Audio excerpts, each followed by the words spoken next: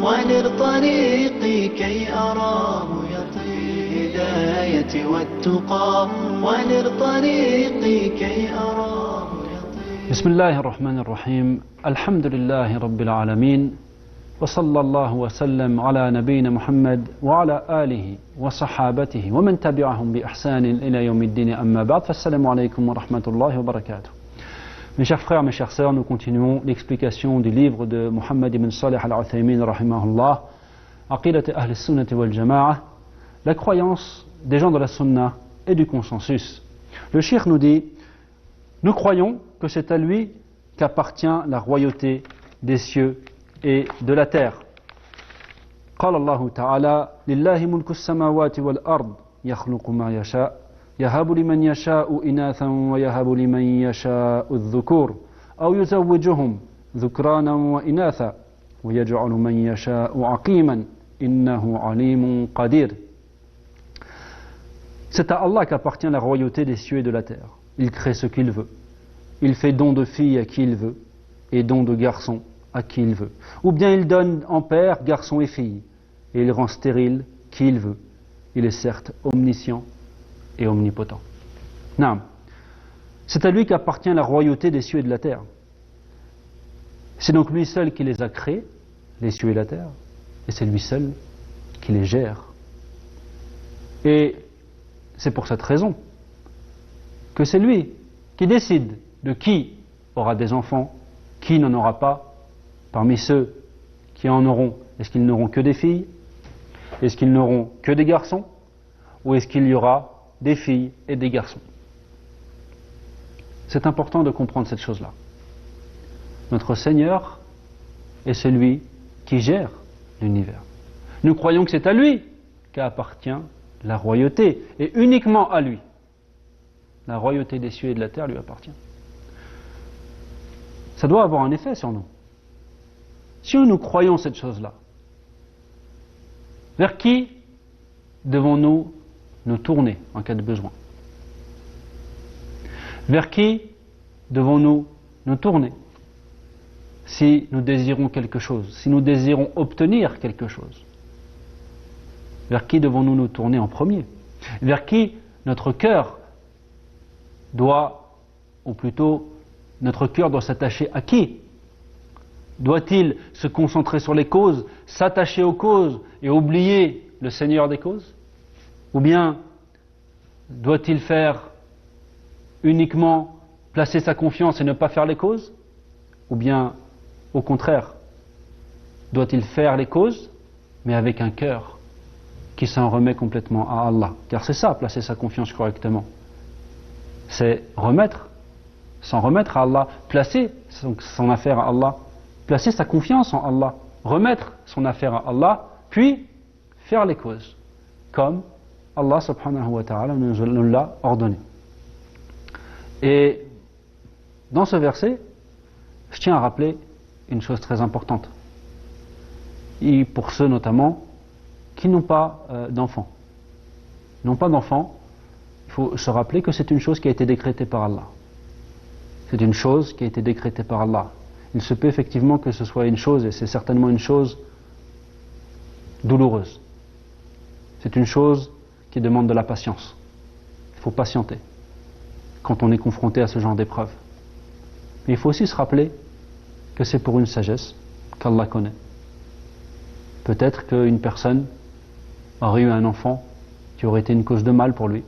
Peut-être que des enfants auraient été une cause de déviation dans sa religion. Peut-être que Yawm al-Qiyamah, en ayant été endurant et en ayant patienté sur cette épreuve, il arrivera à Yawm al-Qiyamah avec des œuvres par lesquelles Allah lui fera miséricorde et le fera entrer au paradis. Peut-être qu'il n'a pas eu encore des enfants, mais qu'il en aura bientôt. Car il ne faut pas désespérer. Allah exauce les invocations. Regardez Zakaria, à l'âge auquel il a eu Yahya, Ibrahim, qui a eu des enfants à un âge avancé. Allah fait ce qu'il veut. Il est omniscient et il est omnipotent. Il est omniscient, il sait absolument tout. Il a toujours tout su et saura toujours tout. Il est omnipotent, il fait absolument tout ce qu'il veut. Il est capable de toutes choses. Si tous les médecins de la terre disaient à une personne, tu es stérile, tu ne peux pas avoir d'enfant, mais que Allah veut que tu aies un enfant, Wallah, tu auras un enfant.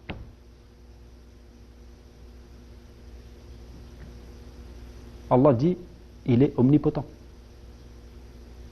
Donc, patientez sur les décrets d'Allah, endurez en espérant la satisfaction d'Allah et sa récompense, mais ne pas désespérer, en sachant qu'on a un Seigneur qui est omnipotent. Naam. Et nous croyons que ليس كمثله شيء وهو السميع البصير له مقاليد السماوات والأرض يبسط الرزق لمن يشاء ويقدر إنه بكل شيء عليم. Rien ne lui ressemble et c'est lui l'audient, le clairvoyant. C'est lui qui possède les clés des trésors des cieux et de la terre. Il attribue ses dons avec largesse ou les restreint à qui il veut. Certes, il est omniscient. ليس كمثله شيء وهو السميع البصير. Ça c'est vraiment un verset immensément important pour comprendre correctement la façon dont Ahl Sunnah, les gens de la Sunnah, les gens qui croient la croyance du prophète Mohammed sallallahu alayhi wa sallam et la croyance des compagnons, comment il faut croire au sujet des noms et des attributs d'Allah subhanahu wa ta'ala. Il faut croire que rien ne lui ressemble. Il est absolument un et unique. Mais en même temps, il faut croire aux attributs. Donc, rien ne lui ressemble, mais il est audient et omniscient. C'est-à-dire qu'il entend tout et qu'il entend tout et qu'il voit tout. On sait ce que ça veut dire entendre. On sait ce que ça veut dire voir. Mais rien ne lui ressemble. Donc ça veut dire qu'il entend et qu'il voit, mais d'une manière qui lui convient. Et c'est comme ça pour tous les attributs d'Allah. Tous les attributs qui ont été rapportés dans le Coran et dans la Sunna, nous disons au sujet de ces attributs, nous y croyons, et nous croyons que cet attribut appartient à Allah de la manière qui lui convient. Allah entend de la manière qui lui convient. Allah sait, il a une science qui lui convient. Il a un pouvoir qui lui convient. Son établissement au-dessus du trône, il lui convient. De la manière qui lui convient. Allah a un visage, il nous a informé qu'il avait un visage. C'est un visage qui lui convient. Donc, c'est un verset très important. Quelle est la croyance des gens de la Sunna au sujet des noms et des attributs d'Allah? On a déjà donné certaines isharat au sujet de cette croyance, évidemment, et expliqué un petit peu de ces choses-là. Il faut déjà dire, premièrement, que nous, Ahl Sunnah wal Jama'a, nous croyons en tous les noms et tous les attributs que Allah et sa messager ont cités dans la révélation. Donc tous les noms et les attributs qui sont cités dans le Coran, tous les noms et les attributs qui sont cités dans la Sunna du prophète Mohammed sallallahu alayhi wa sallam, on y croit. Et on dit, on y croit.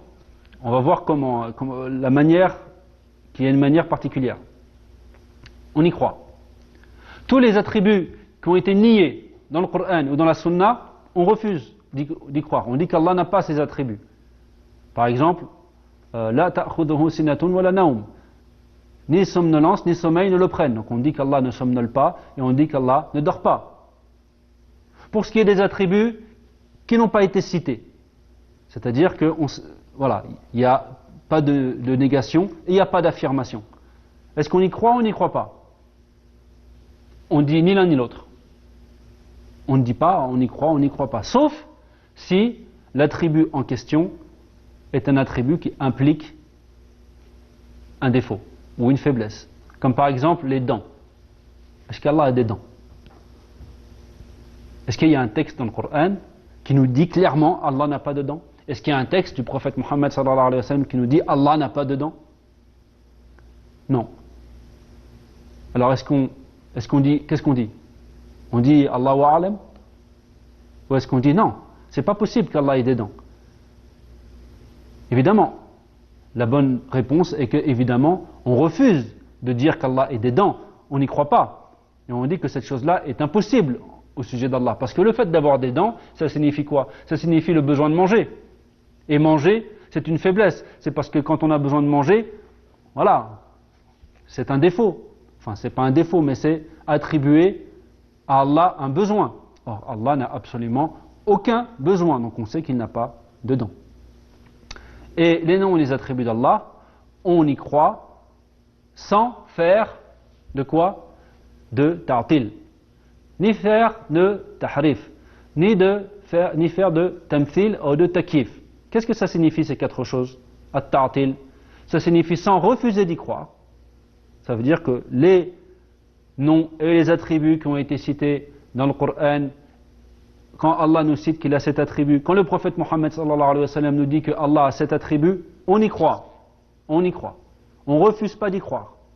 Sans tahrif, falsification. On ne falsifie pas le sens de ces attributs. On accepte d'y croire, tel que cela a été rapporté. Quand Allah nous dit Ar-Rahmanu ala al-arsh istawa, le tout miséricordieux s'est établi au-dessus du trône. Nous ne disons pas que l'établissement signifie l'emprise sur le trône. Non, non, ça signifie qu'il s'est établi au-dessus de son trône, qu'il est au-dessus de toutes ses créatures. Parce que c'est le sens de ce mot-là. Quand on dit que Allah a deux mains, on se base sur des versets du Coran, sur des preuves. Bal yadahu mabsutatan. Ces deux mains sont largement ouvertes.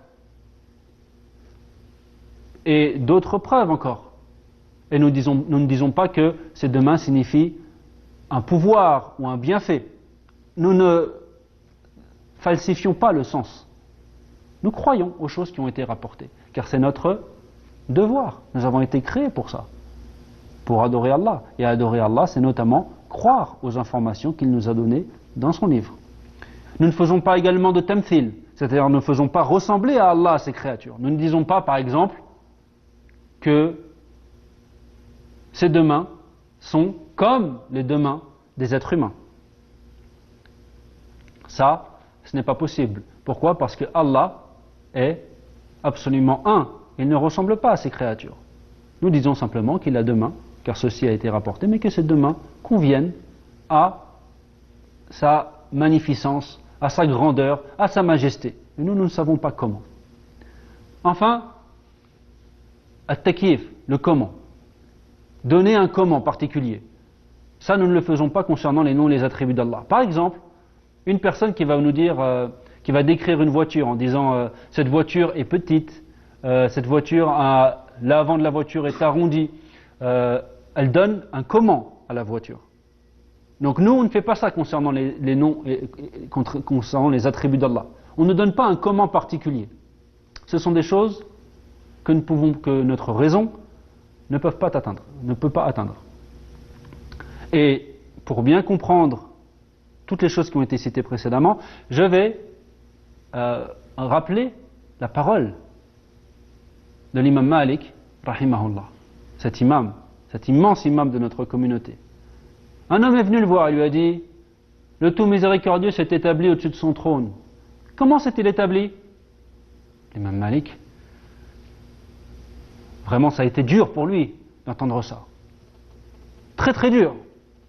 Il a baissé la tête un long moment. Puis il a relevé la tête et a dit: l'établissement est une chose connue.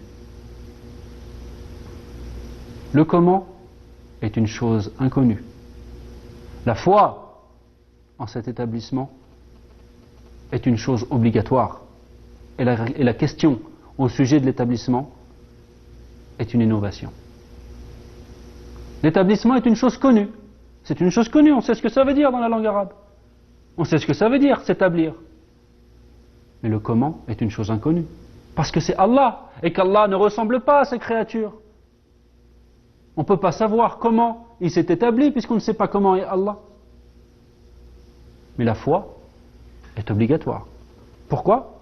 Parce que c'est Allah lui-même qui nous en a informés. Est-ce que Allah n'est pas celui qui connaît le mieux sa propre personne? Est-ce que quelqu'un va arriver à dire que Allah est comme ci et comme ça par sa raison et corriger Allah, a'udhu billah. C'est pas ça qu'il faut faire. Il faut croire simplement. Là, on parle de croyance. La croyance, c'est quoi? C'est des textes qui nous donnent des informations. Allah nous donne des informations claires dans un livre, Kitabun Mubin, un livre évident, clair. Tu y crois. Tu y crois parce que c'est ta fonction. Tu as été créé pour ça. Tu as été créé pour adorer Allah, et que adorer Allah, c'est avoir une croyance particulière, croire des choses avec son cœur, faire des choses avec ses membres, comme la prière, dire des choses avec sa langue, par la parole, comme les shahadatayn, comme dire que tu attestes que nul ne mérite d'être adoré sauf Allah, et que Mohammed est le messager d'Allah. Voilà, c'est ça. Donc ça, c'est important de le comprendre. Et pour terminer, là aussi, il a dit, et cette question est une innovation. C'est une chose nouvelle dans la religion. Et ça nous montre à quel point poser la question sur le comment des attributs d'Allah est une mauvaise chose. Donc, et c'est un exemple. Là, la question a été posée concernant l'établissement au-dessus du trône, mais on peut dire ça pour tous les attributs. Comment est la vie d'Allah? Comment est la science d'Allah? Comment sont les deux mains d'Allah? Comment est le visage d'Allah?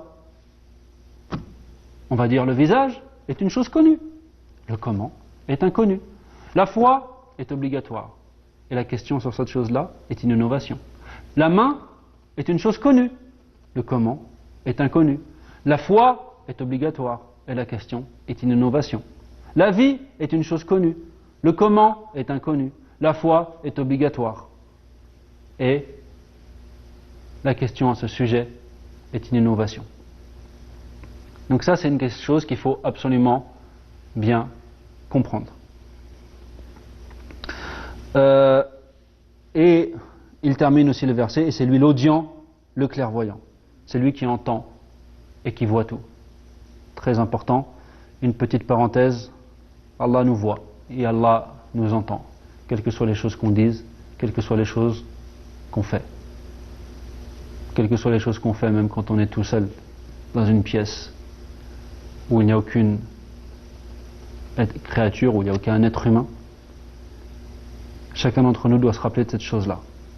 Car nous avons aujourd'hui un ennemi dans la main qui s'appelle le portable. Et il y a des gens, subhanallah, ça c'est une chose qui est nouvelle. Aujourd'hui, même s'il y a plein de gens autour de toi, avec ton portable, tu peux commettre des péchés sans que les gens qui sont autour de toi ne s'en rendent compte. Quand tu es tout seul dans une pièce, tu peux commettre des péchés.